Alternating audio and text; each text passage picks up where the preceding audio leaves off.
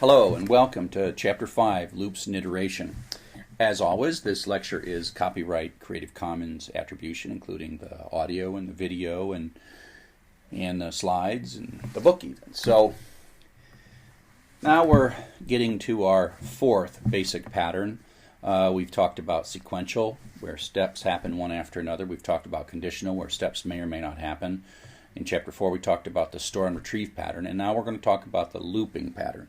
And the looping pattern is the last of our really foundational ones, and it potentially is the most important one because it's the thing that allows us to get computers to do lots of things that, say, humans might get tired of, but computers don't tire of.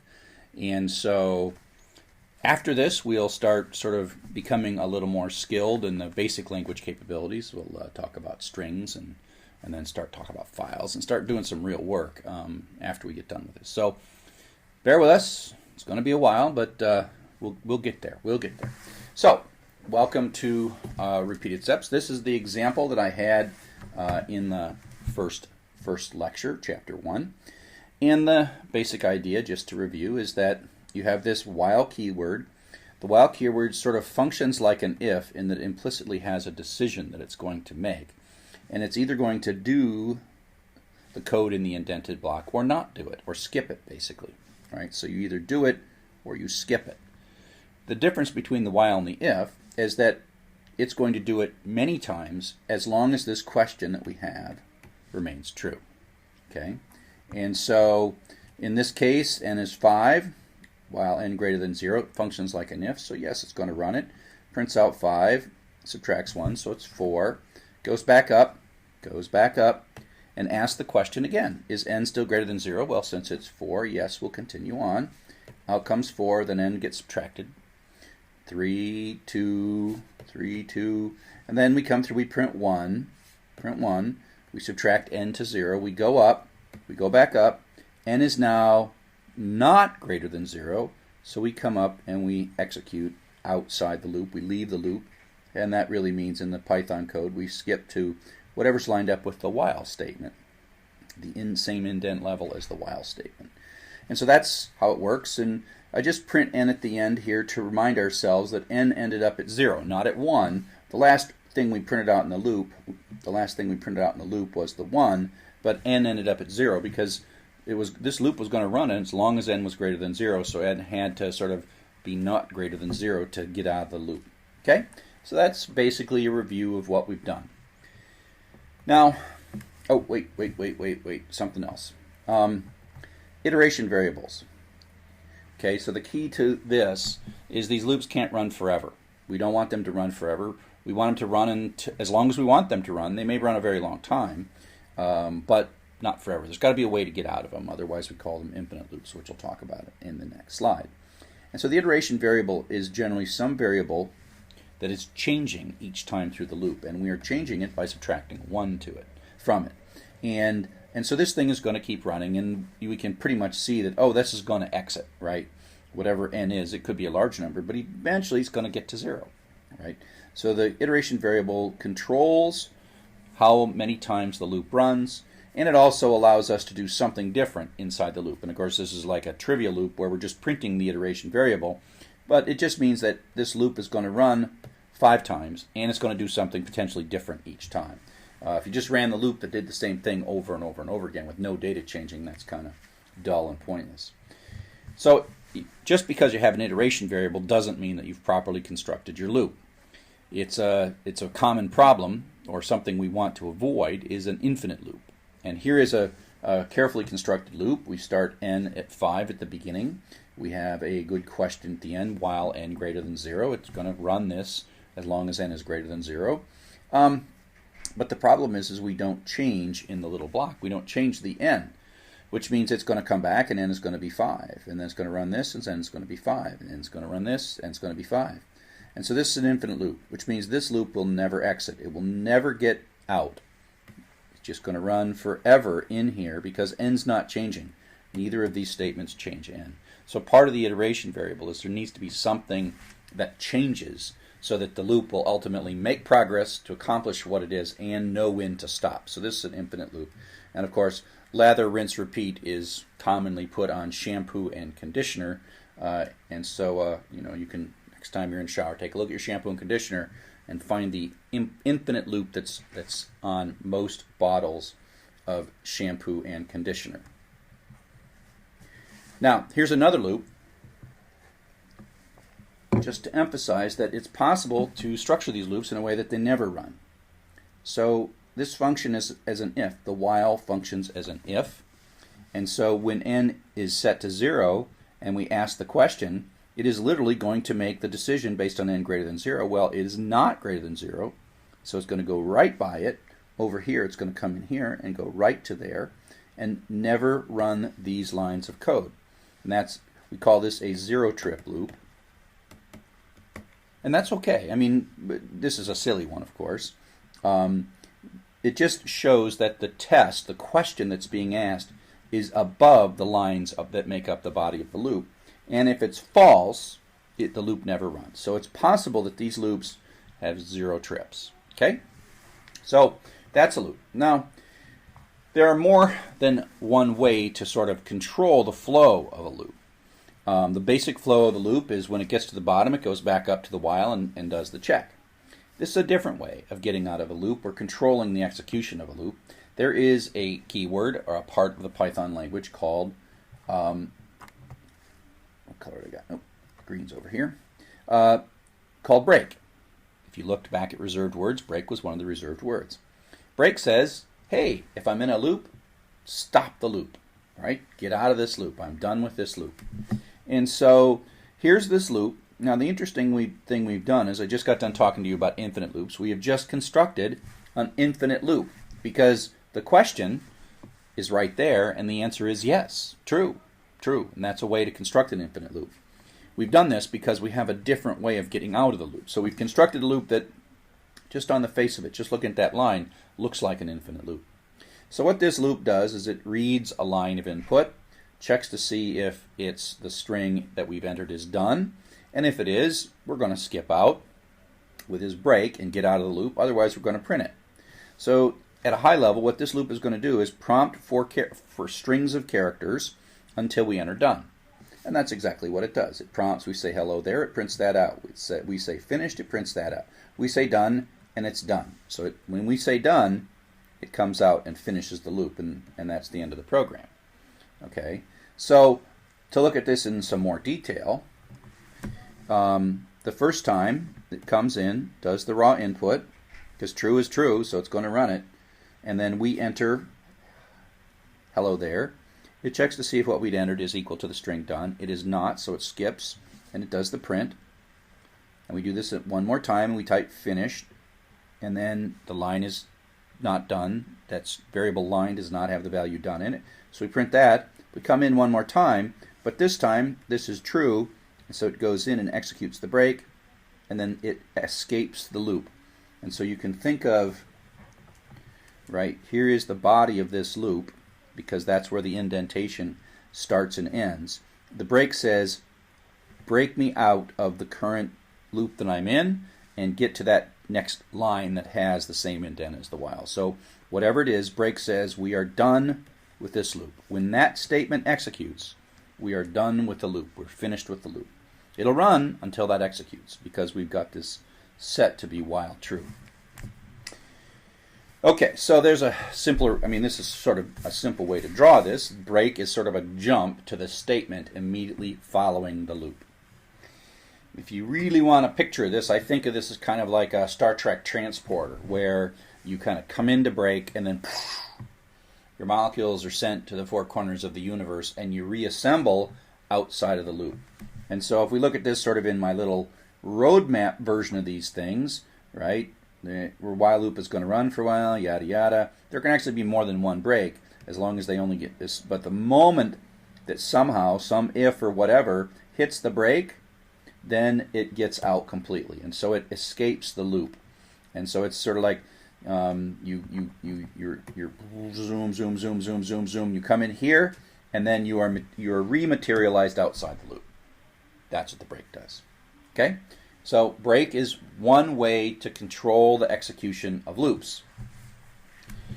Now, Another way to control the execution of loops that doesn't actually exit the loop is called continue.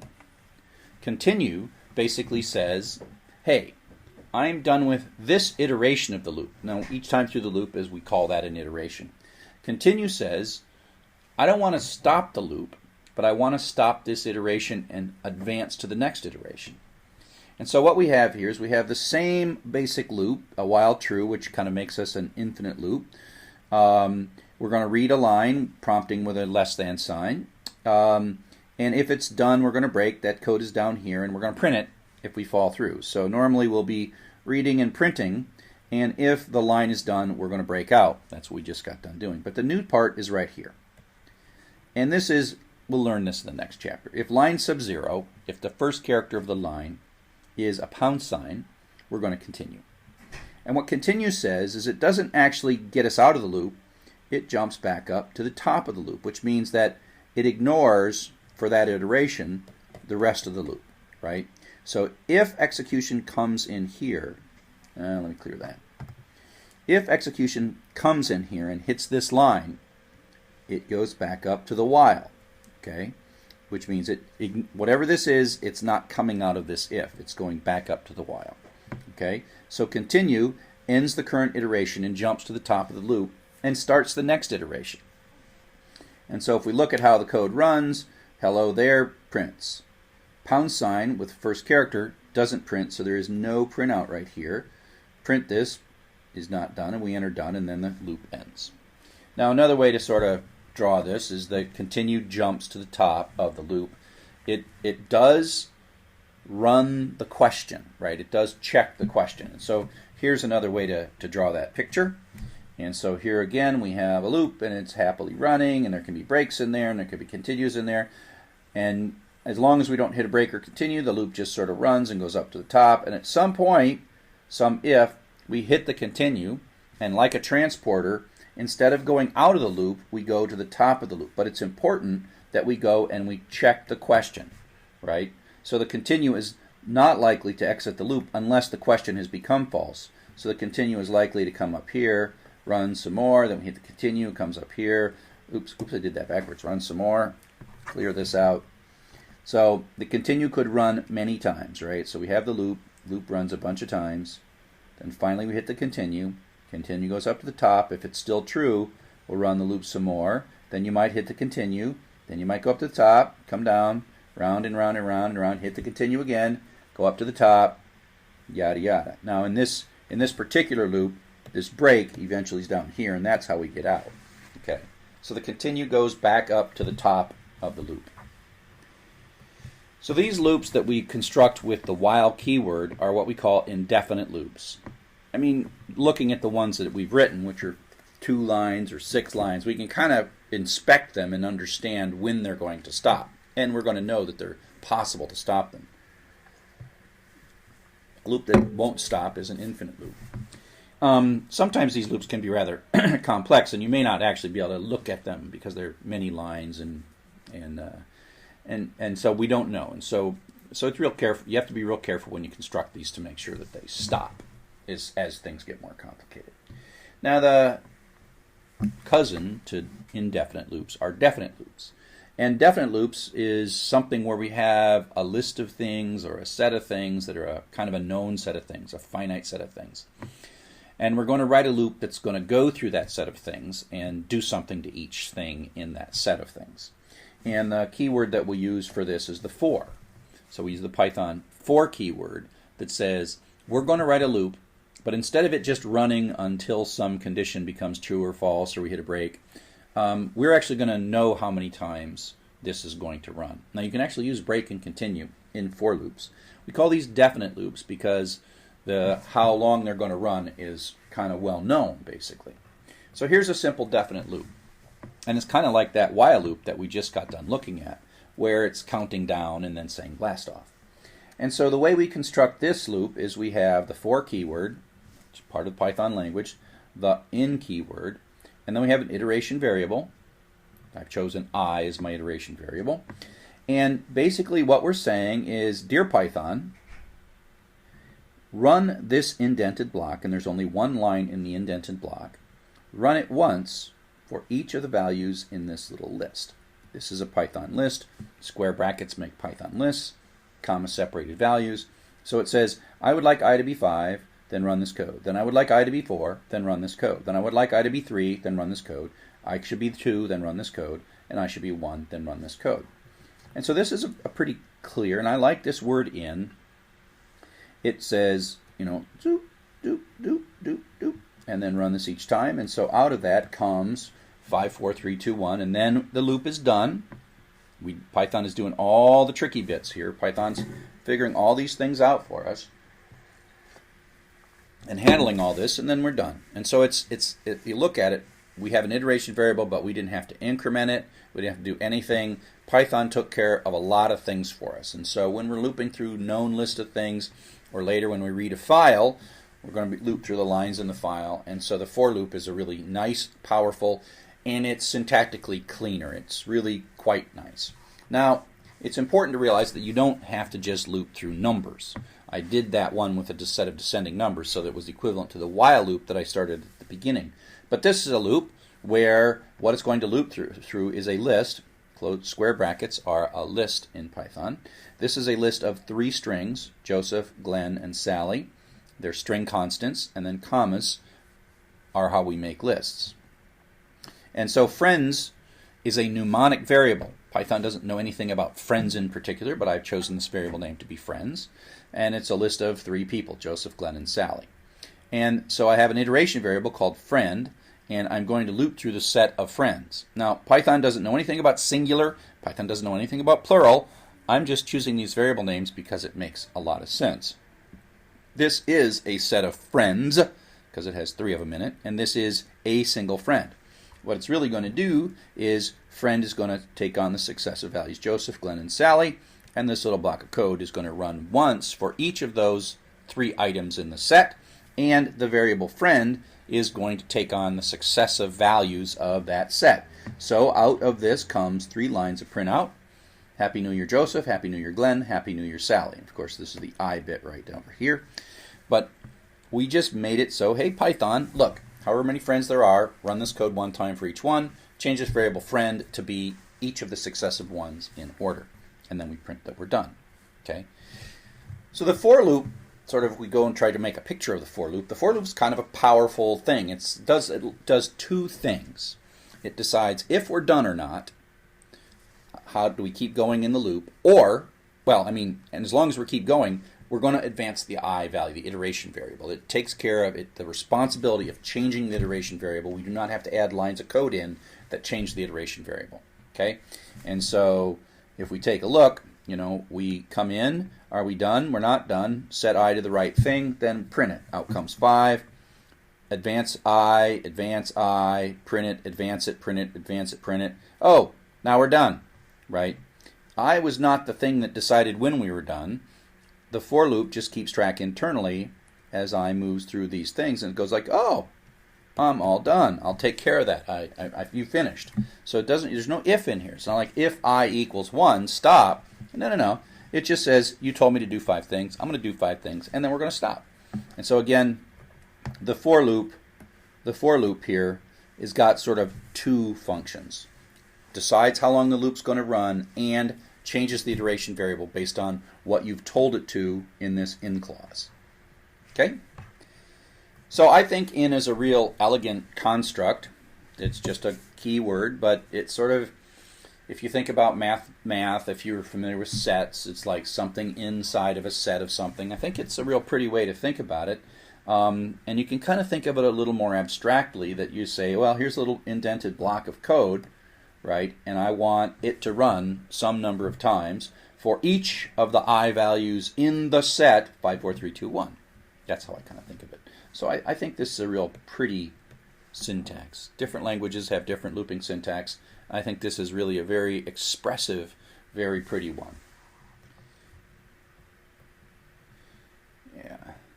So another way to think, so one way to think about this picture is that, you know, the for loop causes sort of repeated execution, and we're driving in the circle and then we stop, right? The other way to think about this is to think about it a little more abstractly, right? To say, You know, at the end of the day, all I'm really telling Python is I want to execute this block of code 5 times, and I want the variable I to change to these 3 values. So in a way, you could think of this as expanded as the for loop sets it to 5, then runs your code. The for loop then sets it to 4, runs your code. The for loop sets it to 3, runs your code. For loop sets it to 2, runs your code. Sets it to 1, runs your code. These 2 ways of looking at it are the same from your perspective, because you're just asking Python to do something. Whether it does it this way or whether it does it this way, you hardly can tell the difference. It's probably going to do it this way, but logically it's not that different.